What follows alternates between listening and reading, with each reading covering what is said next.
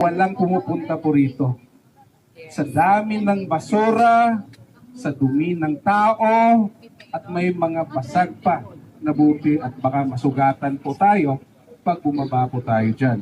Yung mga bato po doon, maniwala po kayo, tinutulugan, dyan na po dumudumi yung mga tao. Sobrang baho po yung area na yan. At nakakahiya po sa ating mga turista galing sa ibang bansa. Dahil sinasaway po nila, ang Maynila daw po ay marumi. Ngayon, sasabihin ko po at hinahamon ko yung congressman na nagsasabing iimbestigahan po niya ang dolomite na to. Alam niyo po mga kapatid kung bakit siya galit? Dahil sa panahon po ni President Roddy Duterte, para po malaman ng lahat kung saan humuhukot itong tao na to.